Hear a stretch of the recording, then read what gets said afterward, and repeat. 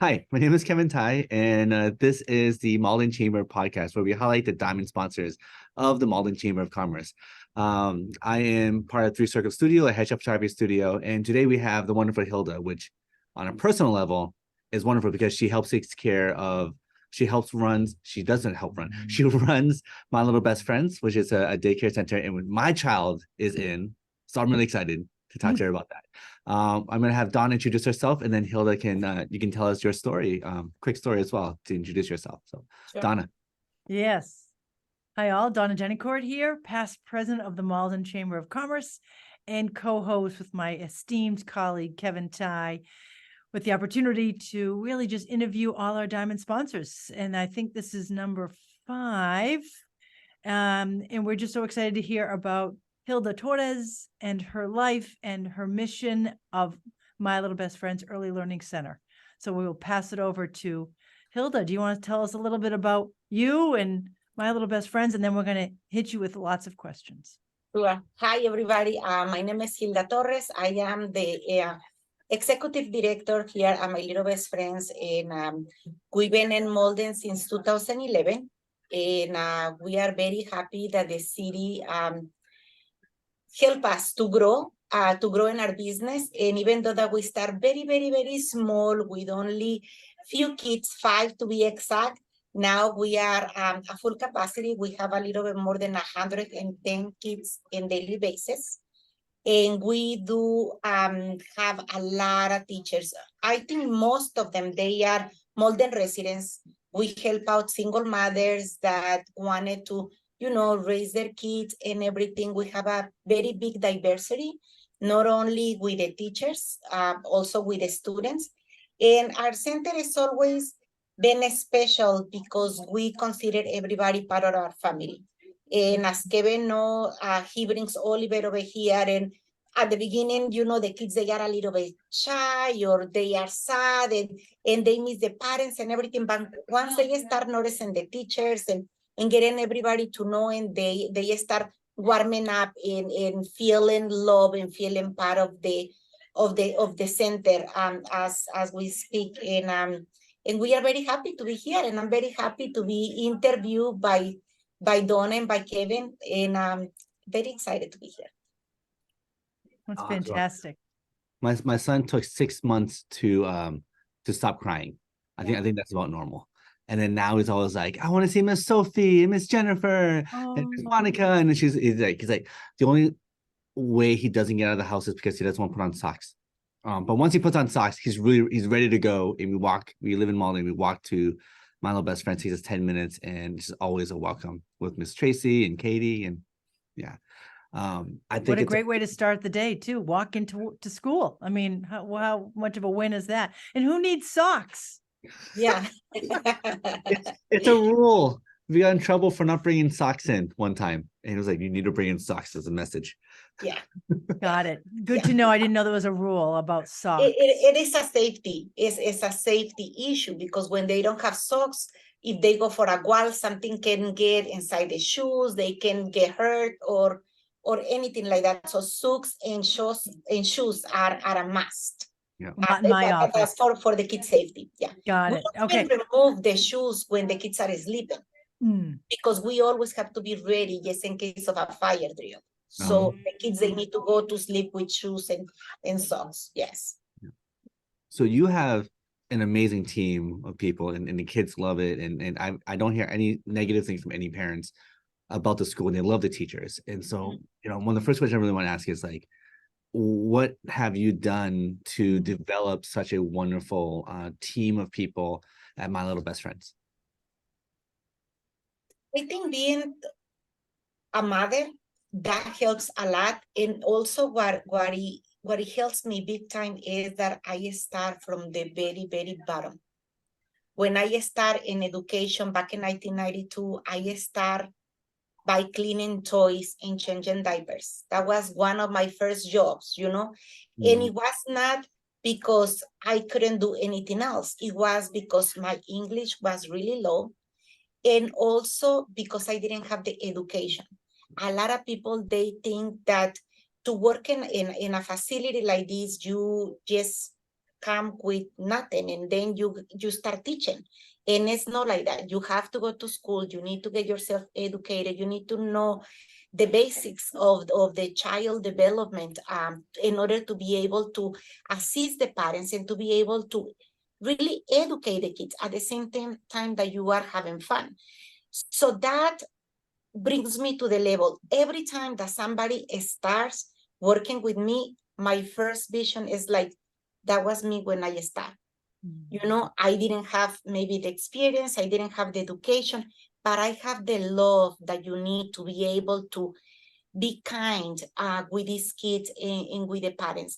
And that is something very unique that you don't get this when you go to school. This is something that you either have it or you don't. You know what I mean? You can have all the different level of education. That doesn't make you be nurturing to the kids.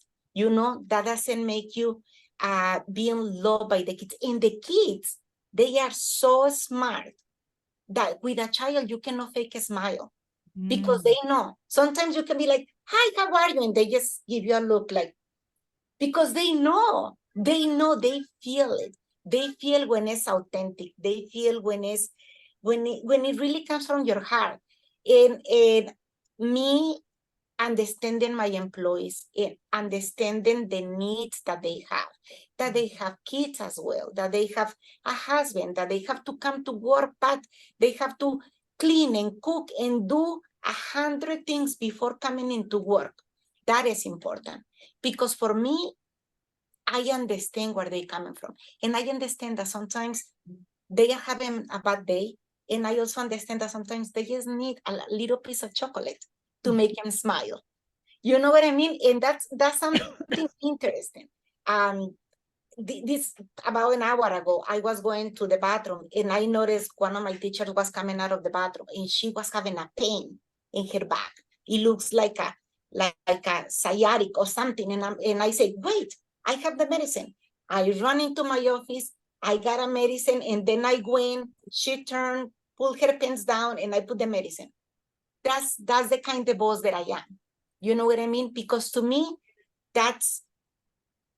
we are a team. You know, if one of my teachers is not here, if one of my teachers is not feeling well, if one of my teachers is having problems, it's not only my teacher problem, it's our problem.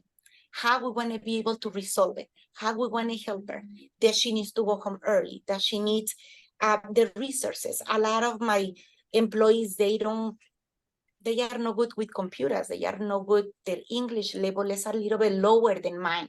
You know what I mean? So we have to see how we can help them so that way they can have a better day. Because one thing that I found that is very, very true is that if the teachers are happy, the kids are happy. And if the kids are happy, the parents are happy. And guess who's happy if the parents are happy? Me. So it's important, you know, it's a whole circle. It's a whole circle.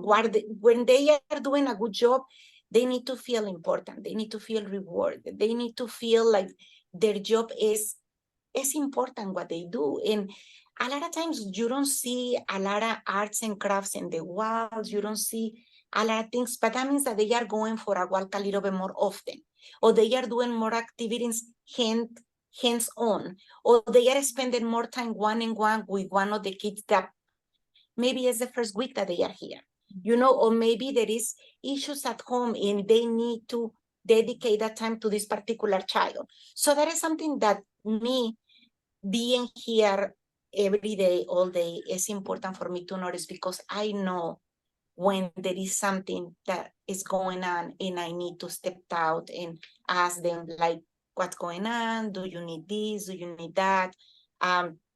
Before a few months ago, when I come in the morning, I always put the coffee and then turn the music. It doesn't matter what kind of music was, the important it was for the music to be nice and loud. So that way they walk into the door and then they start dancing and moving around and everything. And sometimes you will find 2 or 3 teachers dancing at 7 o'clock in the morning, right at the reception, you know, trying to grab everybody and getting engaged. To me, that's important because the way that you start the morning, the way that you start your day is exactly the way that your whole day is gonna go. Mm. You know, so if you start your day positive, happy, exactly how the rest of your day is gonna go.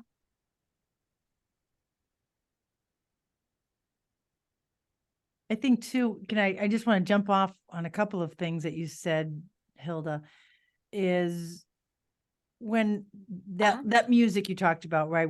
Do you feel that the parents start dancing as well too? When they start Well, dropping their kids off, or do you actually lower the music at that point? Because I would feel no, that energy. I lowered the music because the parents, they wanted to come and talk to the teachers. And I put the music, all the speakers are connected. So when I put the music, you can hear it in the whole entire building. So I need to lower the music so that way the parents, they can communicate with the teachers. But some of the parents that they come nice and early, they will be able to hear the music, and the kids they dance too. Sometimes I do that too, like when I see that the day gets blue and it's raining, they cannot go outside or whatever, I just put a song, a Spanish song, I put merengue, I put salsa, I put bachata, I put something like that, and the kids start jumping up and down and dancing and everything. It's just to break up a little bit of tension, you know, because sometimes days can be a little bit longer, especially if we don't have the ability to go out for walks. And I have to assume, well, I do know a little bit, obviously, because we did talk, Hilda, but I know that, you started with 5, which is incredible, to, I think you said 110 at your maximum now, which is just incredible. But I know you were hit pretty hard during COVID, like lots of companies were, but especially businesses like yours, right? That were high touch, and that need to all of a sudden not touch, right? And not have that opportunity to be close, right? So can you talk a little bit about how you not only survived, but thrived, from, during, and from, and after COVID? Well, honestly, we have a lot of support from the parents back on those days. We have a lot of personal donations from a lot of our families that they donate the whole entire month of tuition, or some families that they donate more than that. Plus, we also have the PPP loan that we get at the time and everything. I think our families, they were really concerned about the well-being of my little best friends.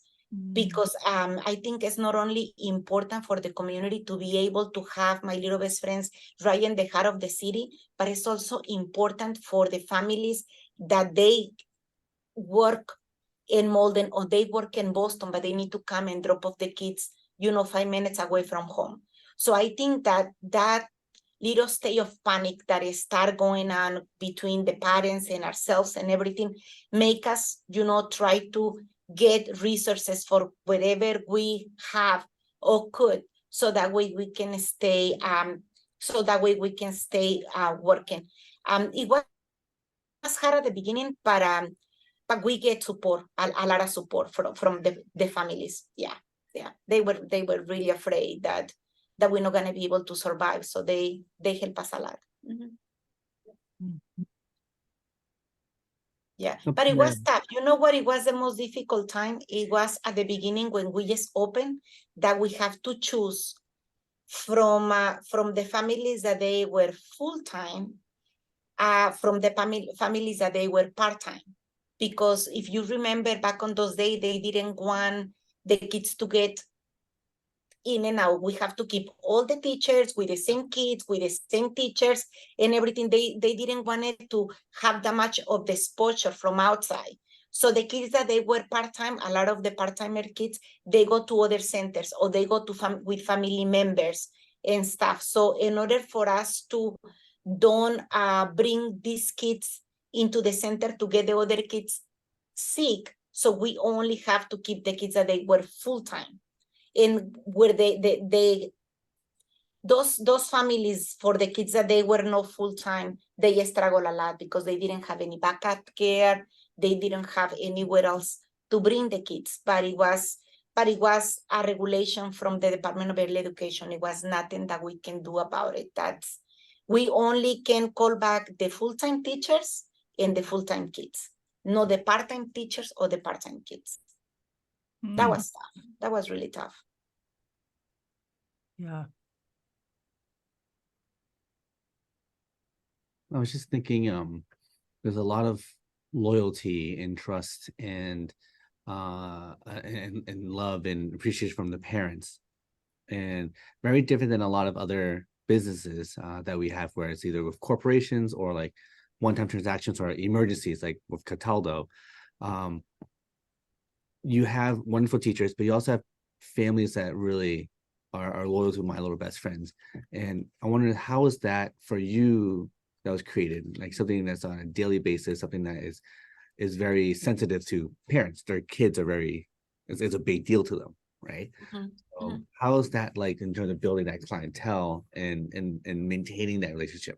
And if you have stories of that, I think that'd be awesome. Mm-hmm. It's I think one of the biggest things is that even though that I have, my English is really broken, and it's better when I speak than when I write English. I have a lot of support from Tracy and from Miss Katie and from Gerardo. But when I communicate with the parents, I communicate with the parents with truthful of what I feel or what's going on. And I think that is important. Sometimes we do have parents that they have questions and they are not quite understand what's going on and everything. And I call them, or I find them in the hallway and I talk to them and I tell them, this is what's going on. You know, this is the reason why we are doing this or that. I think most of our parents, they are not as concerned about the job that we do because they can see it on their kids. You know what I mean? They can see that the kids are thriving, that the kids are learning English, Spanish, sign language. Like, this is something that we don't have to tell the parents because they can read on their kids. I think one of the most difficult things that we have with the parents, one is tuition, because we consider ourselves that we are one of the lowest tuition in the city. However, from a parent of 2 kids or 3 kids, they don't see it as being as cheap as they think. You know what I mean? And we have a lot of families that they have more than one child, and that's difficult to explain to a parent. Like, in order for us to keep our teachers happy, we need to have competitive salaries and we need to have all these benefits. You know what I mean? Because there is all these different daycares that they are chains, like Bright Horizons and like other daycares like that they can pay way more than what we pay to our employees. And they have way more benefits and everything. But they don't have as much expenses as we do, because in order for us to occupy a spot right in the heart of the city, we need to pay the price for that. And it's not only the rent, it's not only the utilities, it's the salaries, it's the teachers' benefits, it's all these different perks, because believe it or not, after the pandemic, things haven't changed.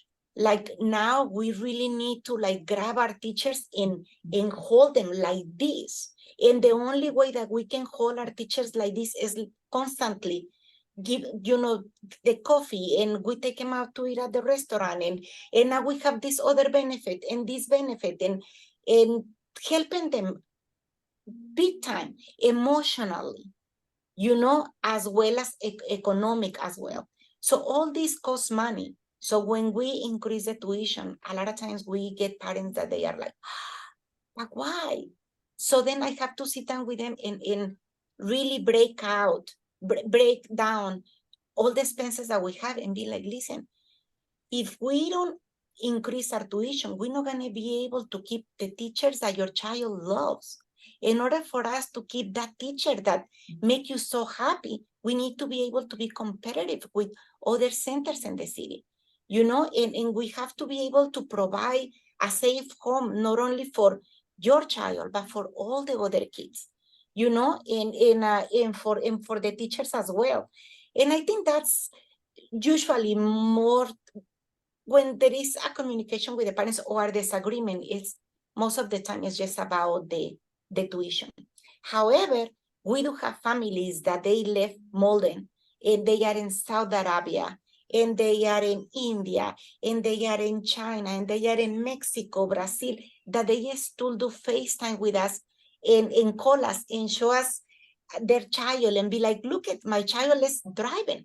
My child was able to skip 1 year. My child is still practice his Spanish with kids from Malden. And that's something that give us a lot of joy, not only to me, to the kids as well. Miss Tracy, she has excellent communication with the parents, even with the kids that they already graduate.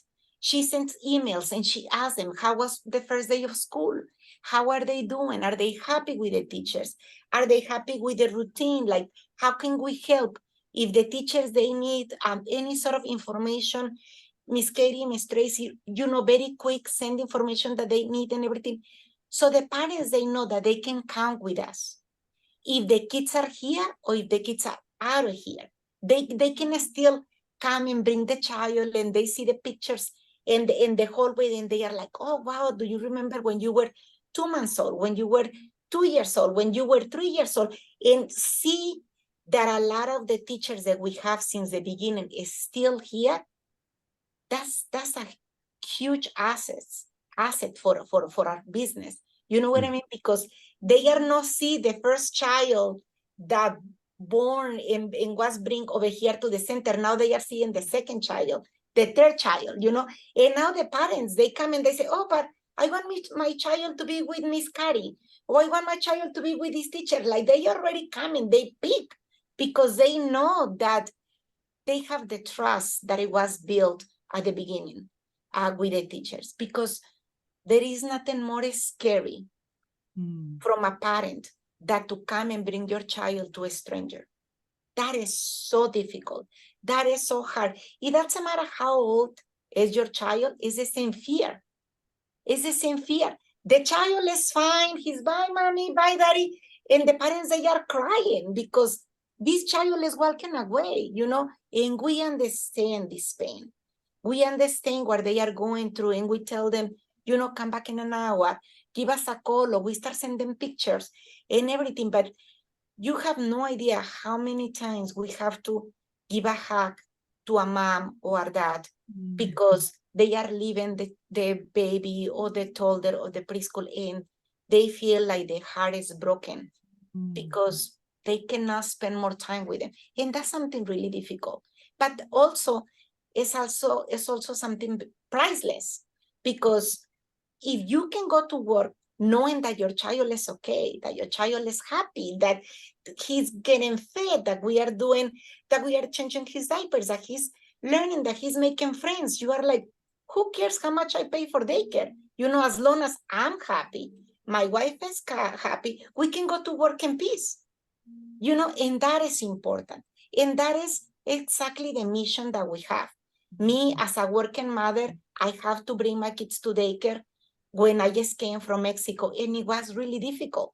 And it was not only because of the language barrier, it was also because I feel as a failure, because I cannot see all my child's most important milestones.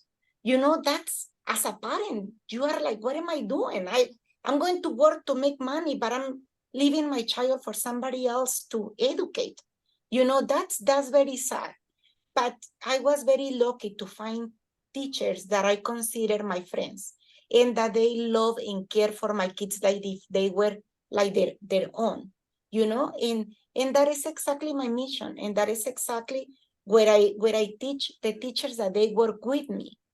That this child doesn't necessarily has to be your own, but you need to love him like it is, and you have to be kind and compassionate, not only with the child, but also with the parents, because we think that the teachers, they are responsible only for our own child. And a lot of times they forget that there is other 19 kids that the teachers need to take care of. You know what I mean? We just have to be really, really compassionate when it comes to the parents' feelings when they leave the kids here for the first time, or when the kids go to transition from one classroom to the other classroom, you know, because you are just feeling comfortable with this teacher, and then all of a sudden it's gonna go to another teacher, and it's part of the child's developmental stages, you know. But as a parent, that is really difficult to understand and to accept and to be able to go to work feeling like, is he gonna be okay? You know, because now he's not with his favorite teacher, now is with another teacher. I think it's interesting too. You talked about the importance of knowing and understanding and utilizing child development, Hilda. Mm-hmm. And I think you can make an analogy a little bit to how you've developed as a business owner, right? And where you maybe started from, and what you knew and what you didn't know, what you had to learn the hard way and what you had to learn maybe a little easier along the way. Can you talk a little bit about some of those business milestones for you as you've been a business owner now over 10 years? Sure.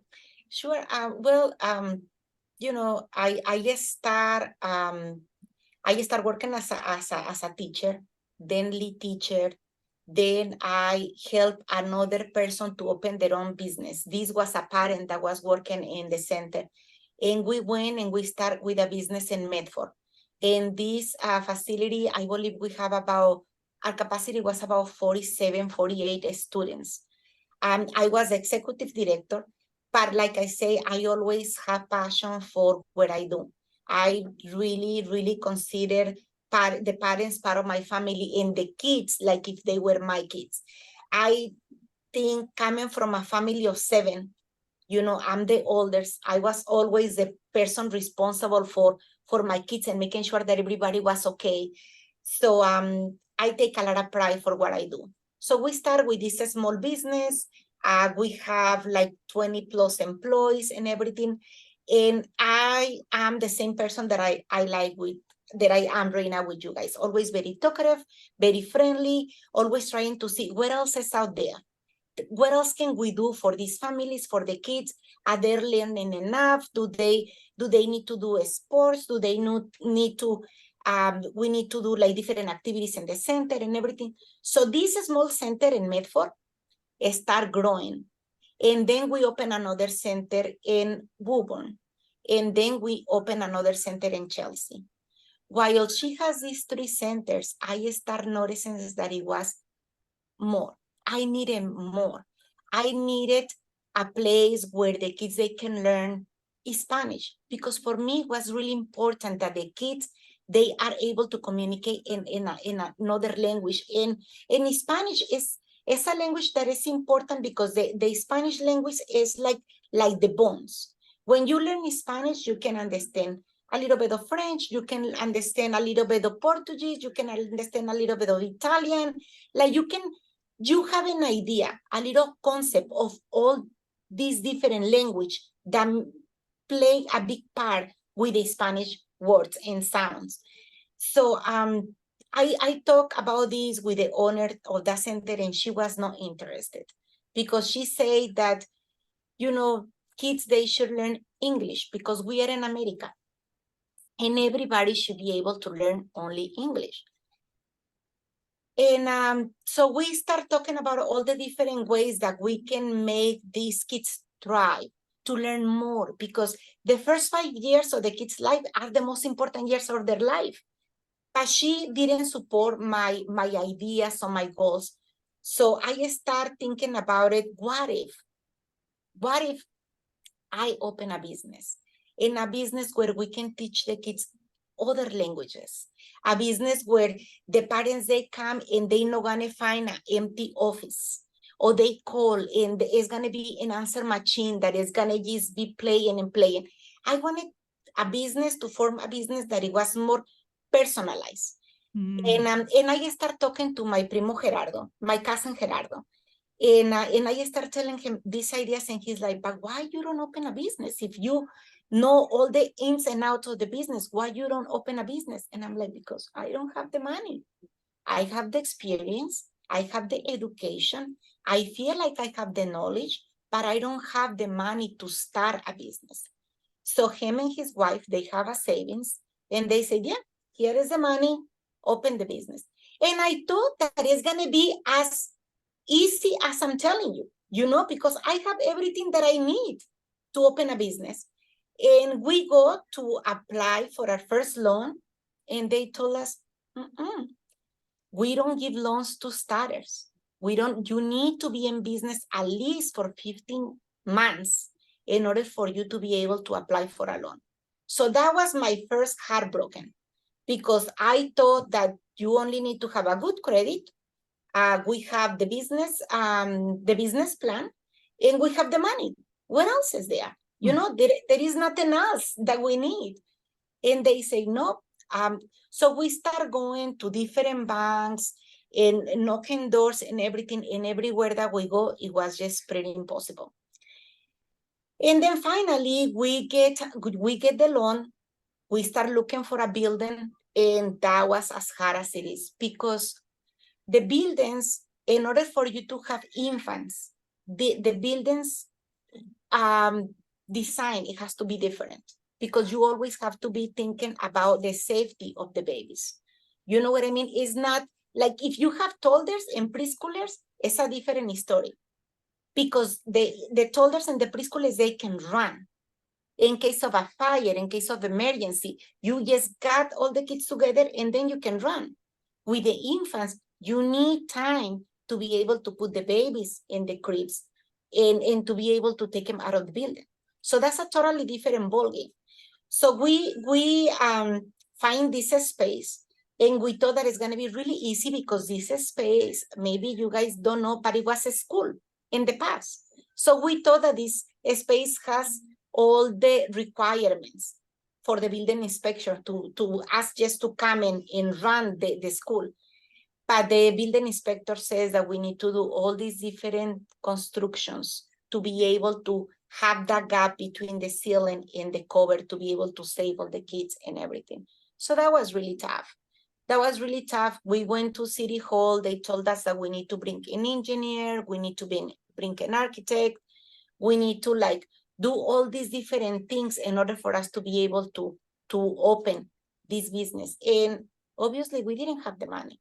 We didn't have the money because we already spent the money, doing the renovations and everything that we need. The first 8 or 9 months, it was really difficult. It was a lot of times where I just wanted to give up and just call it a day, because it's really difficult. First of all, for a woman, because I'm the one who carried the license. So even though that my cousin is the one who put the money, it was always my face, my name in front. It's difficult for a woman. It's difficult for a Mexican woman. And it's difficult for a person that doesn't speak really good English, because for us, we have to think in Spanish, process in English, then bring it to Spanish, and then take it out as in English, so it is hard. It was really difficult for us, but I think we come to a city where it was growing. Mayor Gary Christensen was just coming into the city hall at the time. Kevin Duffy, he was so helpful. The mayor as well, and they say, we want to help you. We want to help you, and we want to be able to provide to you all the tools that you need. And they set up a meeting with me, with a person from SCORE. SCORE is a company that they help out business. They had advisors that they can tell you, they come and they meet with you, and they are able to put all the edges of the puzzle. So that way you know exactly where everything goes. Then after we meet with this person with the SCORE, we were able to correct our business plan. Because sometimes when you make your business plan, you make these projections, but a lot of times they are not so truthful, because you don't know when you're going to get the clients, how everything is going to go. That's your hope, that's why it's your business plan, but the truth is different. So he was able to help us to correct our business plan. And then we were able to take a SBA loan and to make all the different things that the building required for us in order to open the business. It was difficult. It was difficult. And then once we did the build out and we open and everything, so now it comes the challenge of getting the kids, getting the families to bring it into the center. And for me, to be able to let them know that they can trust me and they can trust my staff, that the kids are gonna be, fine. That was also really, really challenging. But it was the president of the Malden Chamber that told me back on those days that I was the only person that can advertise my business. Nobody else. He says, if you want someone to know your business, it has to be you. It has to be you, because you are the one. If someone has a question, you're going to be able to answer the question right away because you created this business. And at that point, I was so scared. I didn't want nothing to do with the Malden Chamber because I was just afraid. I see people coming to talk to me and I'm like, oh, I run, I go to different directions. But I understand that in order for me to save my business, I need to go out there. I need to make myself present. I need to be out there promoting my business. He take me, with his wing, and he bring me to the first event. And then I start feeling comfortable because I'm like, okay, my English is not so bad. People understand the message. I can tell them what we are doing and everything. And that's exactly how our dream become true. That's how things start going slowly. I met this beautiful lady. Her name was Ronnie. She worked with the Minutemen, and she will come every Wednesday and knock on my window, and with her hand she will ask me, how many kids do you have? So then I will say 9, 10. And that's the only thing that she did. She will come, knock on my window, and ask me, how many kids do you have? And I tell her, and she clapped and left. That, to me, that was very motivational because someone cares. Someone cares about how we are doing with the business. Someone cares. And she comes, then we start to become friends, and she will come inside and she will see the babies and everything. That was amazing. That was an amazing woman that then later on became to be one of my bestest friends. But she told me not to give up. She told me not to give up. She's like, what you are doing is important for the community. It's important for these families that they need a place to bring their kids so they can go to work, they can have a life, and that's how we did it. And as you guys know, we called the mayor to come and read a book to the kids, and we only have 3 kids in the center. And they say, well, you need to have at least 5 kids so that way the group, they can look a little bit better. So I start calling my cousins and friends and bring the kids over so that way the mayor can come and read a book.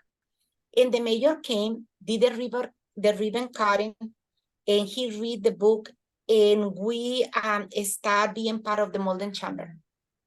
And can I tell you, that was like the day and night, because the Malden Chamber was able to support us, to help us, to be able to get into the places that we were not able to get with a newspaper, with a brochure, with a flyer, with nothing. The Malden Chamber was able to, really creep their way into the Malden community and let us be part of their own community, of the chambers, and be able to help us to grow our business. And I tell a lot of businesses, as you guys know, I visit a lot of business when they just start over here, especially if they are from Central America, South America, or Brazil. I go and I introduce myself and I say my story. And the reason why I say my story is because I want them to be able to have a successful business. I want them to have the right tools to grow in the community. Because When you just open a business, you believe everything that you see, everything that people say to you. And everything is just money, money, money, money going out, but you don't get any money coming in. You need to be able to get the right resources in order for your business to grow and to blossom, the way that you want. And I know that this requires time from the business owners. And I know that this might requires money once in a while, but I want them to see it as a future investment. Because once the word is out, once people know who you are, what you do, where they can find you, you don't have to do nothing. You don't have to do nothing. Everything comes along. Everything comes along. And that is very important for people to know. Very important for them, especially for the new businesses, to know that the city has resources. The city has the people that they can help them. If you need a document that they can translate, call the city hall and they help you. If you don't know if your business is in the right zoning, or if you don't know if you can open your business over here, go to see Kevin Duffy, go to City Hall, go to find the resources, go to Malden Chamber, call them, ask people, because people will tell you, people will guide you. A lot of times when you are opening your business, the only thing that you see is all the doors closing in front of your eyes. You need to be able to educate yourself and find the resources in order for you to open these doors and to be able to open it nice and wide and to be able to go to the next level. And that is only done if you speak up, if you are out, because that's the only way. You're just hitting on such a key point, and people do want to help. The City of Malden does want to help. The Chamber of Commerce does want to help. Can I just say two quick things, and then I'll pass it over to my colleague too, Kevin. One is, you mentioned Ronnie, and a wonderful woman. I just want to acknowledge the fact that she did pass away, and she was an amazing woman who, was part of Minuteman Press. I know a very strong member of the Chamber, and I appreciate that story. I'd never heard that story before, and what a great story that is. So I just wanted to take a second to recognize her. And SCORE, which is another benefit of the Chamber, right? Like you mentioned, through the city, through the Chamber, we often some will utilize that, and I'm glad. It's good to hear that story, that was a help for you, Hilda, because we often refer that to our new members as a resource. And so it was a good story to just resonate, that another free resource for new businesses to help them grow and develop and figure things out. So that was really great. Thank you, Hilda, on all that. If you don't have a question, Kevin, I do have one more comment. You all right? Oh, thank you. Hilda, I'm just curious. You mentioned being part of, you're in the heart of the city. You are right there, right? You walk downtown Malden and you are right there. How has that been good, and how has that not been so good? Oh, it's been great.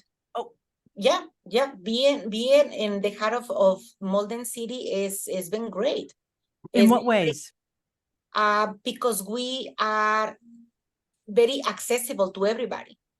People pass by to the different restaurants, to the different businesses, and we are right in the corner of Main and Exchange. So it's very easy for the people to access.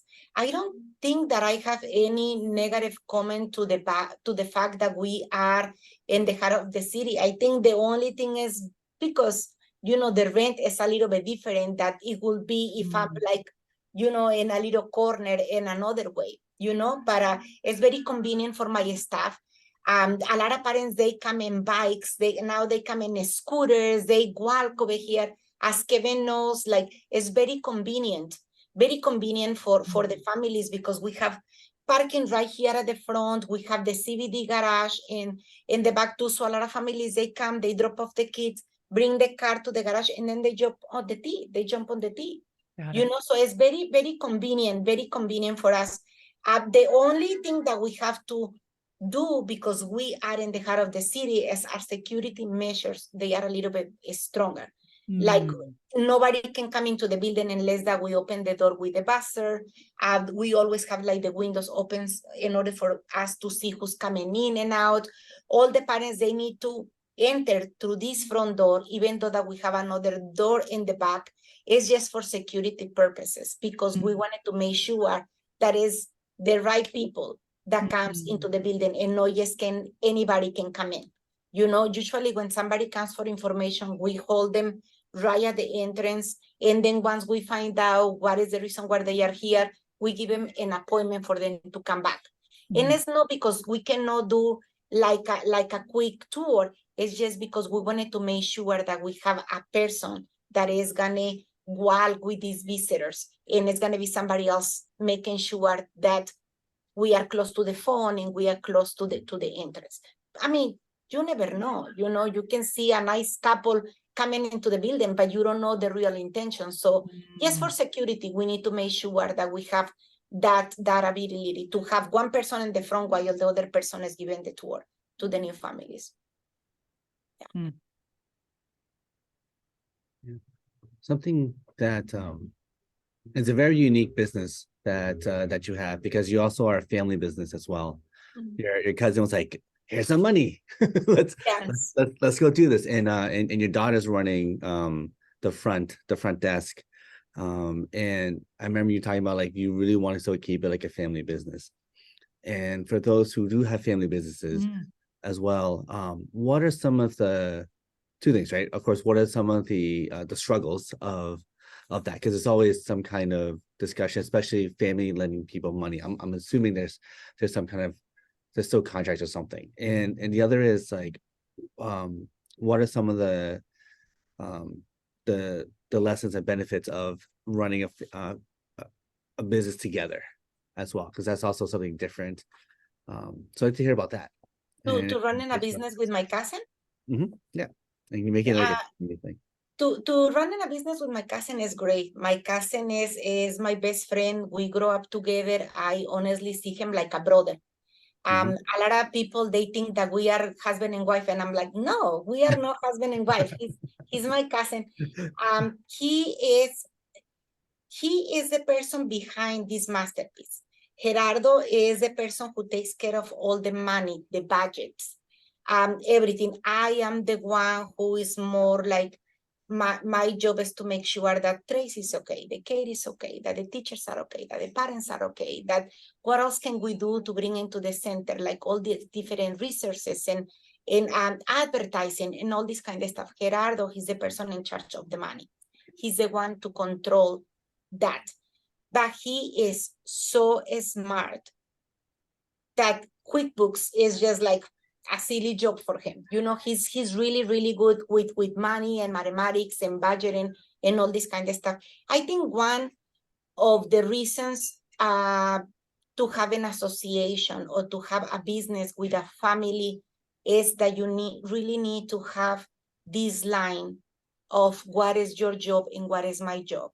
And I don't get in between his line and he doesn't get in between my line. You know what I mean? Because we do spend a lot of time together in the business, and believe it or not, in the weekends, we have all these family get-togethers. We have to see each other outside of the business as well, you know, on the weekends and everything, because our family is like that. Our family is very, very, you know, very close, and we have a lot of family over here. So it's important. It's important to have that communication, but it's also important to respect our different boundaries. I don't get in the middle of his work. You know, sometimes I make jokes when I say that we need to spend more money. He doesn't give us money, you know, but I don't get in between that, and he doesn't get into my side. Like when I need to talk to one of my coworkers, my employees, or I need to discipline one of my teachers, or I need to do something, he doesn't get in that. And I think that's important. For my daughter, I always tell her, from 8 to 5, you are my employee. After 5 o'clock, I'm your mom, and then, you know, that's a different ball game. But from 8 to 5, you are my employee. And I think that's also important for her to know that this is a family business. And obviously my goal is one day for Tracy to occupy my seat and for Katie to occupy Tracy's seat, because this is a family business and this is what we want. And Tracy is family.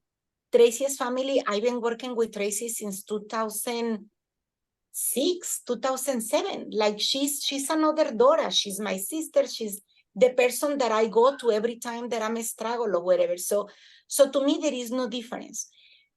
But we all have one goal. And this goal is that the center is our baby. It's not my baby. It's not Gerardo's baby. It's not Katie's baby or Tracy's baby. The center is our baby. And we need to make sure that this baby is always our number one priority. And this baby is protected.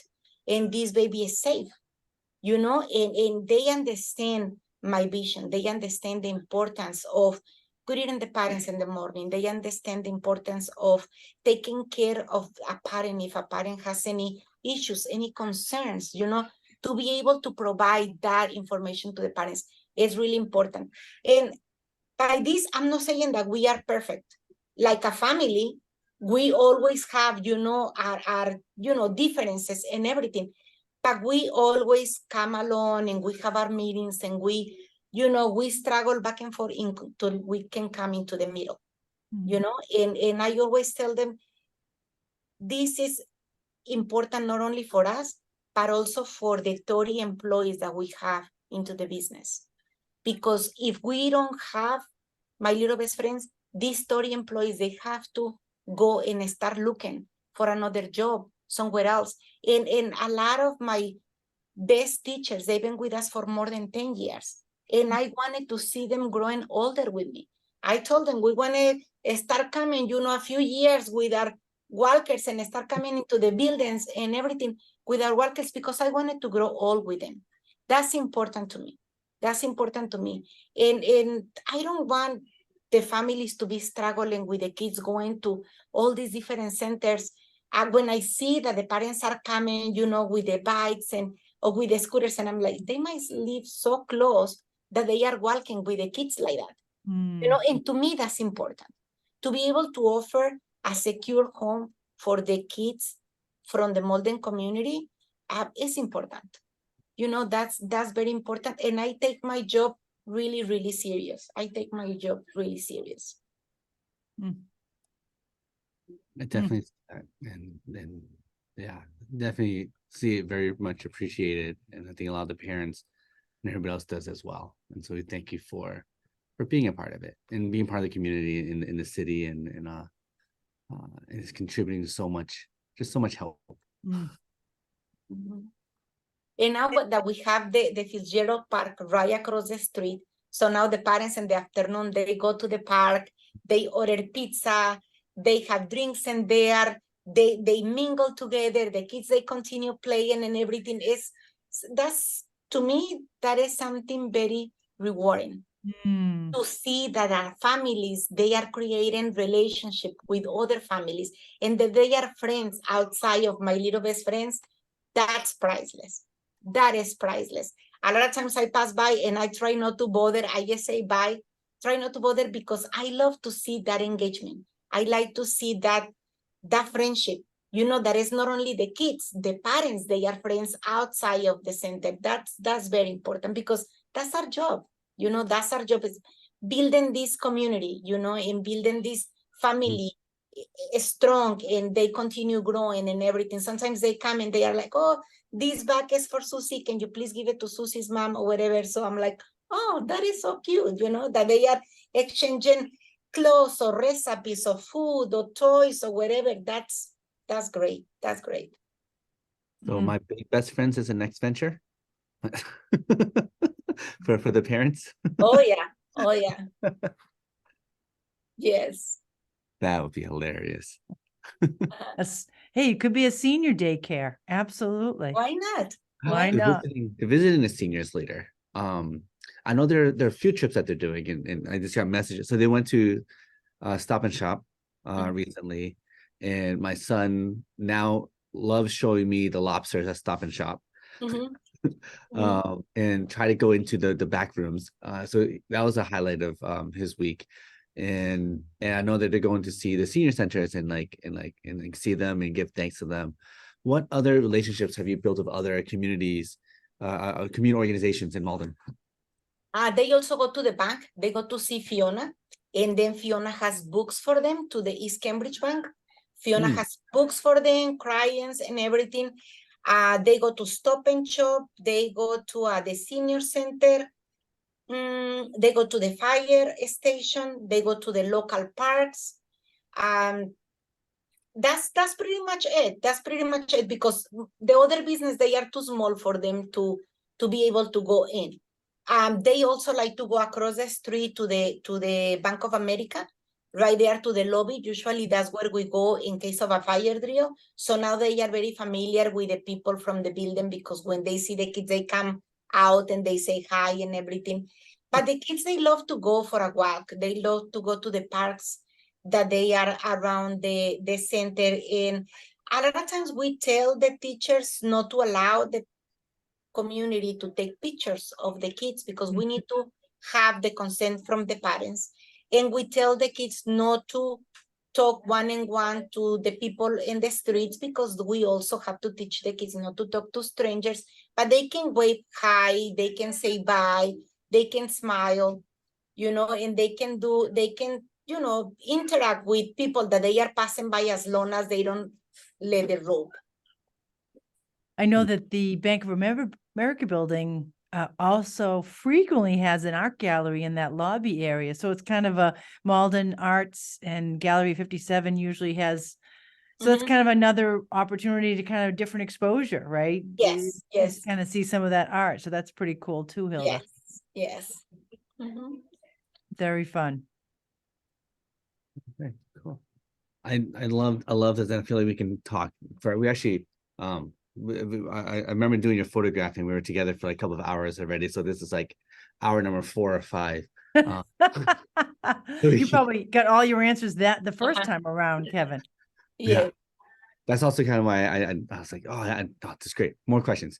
So one of the things I like to do is when we end the conversation is, and you touch a lot about this as well from your personal experience with the chamber. But I think the next step is like, why being a diamond sponsor is important. Being part of the chamber is important, helping each other and those things, but then taking the extra step to support the chamber even more as a diamond sponsor. Why choose to be that? Well, it's also a little bit of the pride. Can I tell you a story? Yes, please. We got invited to our first time to the Malden Chamber events, and we saw that the DeMarco, the Jordan Shapiro, that everybody was a diamond sponsor. I told my cousin Gerardo, and I'm like, do you think that we can afford to be a diamond sponsor? And then he's like, no, we cannot afford to be a diamond sponsor, because that has to cost thousands of dollars. But I noticed that everywhere that it was event from the chamber, the diamond sponsors, it was always highlighted from the rest of the chambers. And I want my little best friends to be highlighted like the other businesses, So I told her, and I'm like, next year, we want to be a diamond sponsor, because I want everybody on the city to know who my little best friends is and what we do. And the only way that we want to get to everybody, it's by being a diamond sponsor. And he laughed at my face, and he's like, we cannot afford that. Well, so I showed him that I was able to enroll enough families on that year for us to be able to have the extra money to be a diamond sponsor. So that was more like a that's what I wanted, and I get what I wanted. But let me tell you something, Kevin. Being a diamond sponsor is not only to be showcased everywhere. It's also for the people to be able to recognize that we still here. That my little best friends still is here and is pretty much alive. You know what I mean? And I know that it's an investment, and I know that for some small business or new business, it is probably a big investment. But to me, the Malden Chamber is my only way of advertising.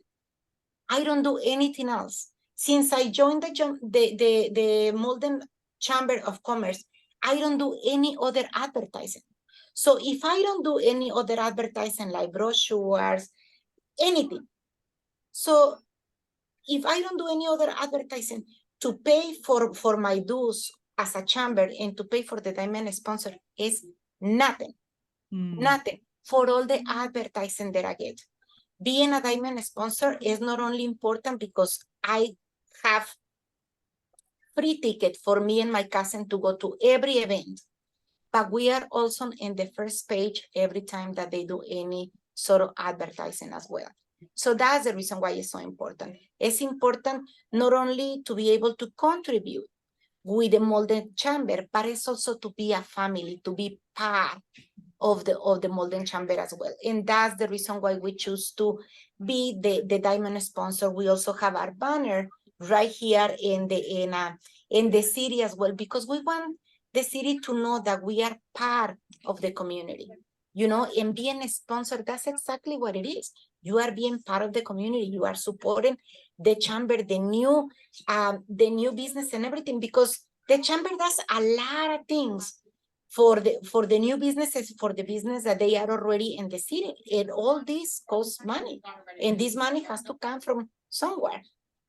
You know, in my opinion, all the different events, now it's just coming the Tricky Tree event that is going to be on October 31st, right? We have all these different kids invited to City Hall Plaza, and we have candies, and we have popcorn, and we have pictures, and we have all this. I think last year, if I'm not mistaken, I count more than 250 kids. That is huge, because parents, they don't have to take the kids home by home, you know, struggling, going up down the stairs with dogs coming out or whatever. They just come to one spot, and in there they fill it up all the little baskets or bag, whatever they have for the kids to do the tricky tree. And the kids, they can show their costumes and everything. This is just to mention one of the so many events that the chamber does every month or every week or every other week, like not only educational workshops, podcasts like this one that you guys invite me to participate. Everything that they do is just great for the community in general, not only for the business. Not only for the business, it's for the community, because they are also very informative with everything that is going on in the city, and they are always, you know, in top, making sure that everybody's informed about what's going on and the things that they are important for the community as well in the business. Very cool. So we'll see you in costume next at the end of the month, Hilda. Most likely I will be at the city hall with my famous popcorn. This year we want to be prepared so that way parents, they don't have to wait for so long in the cold. So we wanted to make sure that we are prepared. This is something that we really, really enjoy to do, because we have the opportunity to meet new people and to also to greet the parents and to see the kids, to see the costumes and everything. And it's an opportunity for the parents not to put the kids in risk and make sure that the candy, so whatever we are providing is safe for them, you know, for the kids. It'll be interesting because it hasn't been on Halloween in years. So it'll be interesting to see how different or not different it will be, you know, because it's actually on Halloween for the first time in many years. So we'll see. But it's a great way to expose those businesses too, right? Up and down Pleasant Street is just, you know, they just walk in and they're like, oh, I've never been in here before, you know, and that's pretty cool too, you know. Yes, I am. We have to come for more popcorn last year, and I found people that they were walking right in front of my door, and they were saying, "Where is this? The popcorn smells coming from? Where is this? The smell of the popcorn was coming from?"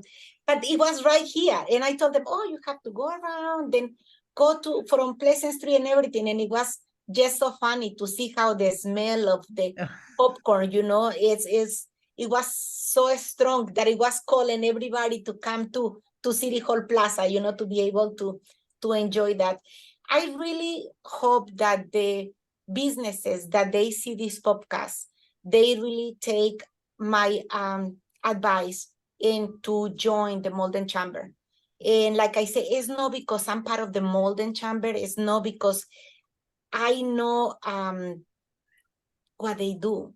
I know what they do for the business, and I know that it's important for the new business or the business that they are already there to be able to remind the clients, remind the people, remind the community that they are there. And I know that a lot of times they don't have time to participate in the events and everything, but it's important for them to get their business known by the community, and I really hope that if they can just take a little bit of my story, is just a successful story that I didn't do by myself. I did it with the support with a lot of people in the community that literally hold my hands and help me to navigate through all these new adventure that it was having a business for the first time. Very exciting. Thank you, Hilda. Really enjoyable presentation and opportunity to ask you some questions. So thank you for this. Yeah, sure. Thank you, Hilda, so much for your time. Is there any last thing that you wanna say? I just want to say thank you. I wanted to say thank you to Donna. We've been together with the chamber for about 9 years, right? We came in our together. hair was a little bit more darker than it is right now, but I learned so much from Donna and from all the people from the chamber and from the community, from the people from City Hall, Kevin Duffy, Mayor Gary Christensen, from everybody. I just wanted to say thank you. Thank you for help us back in 2011 and help you for continue, excuse me, helping us right now. Very enjoyable. Really enjoy it. Yep.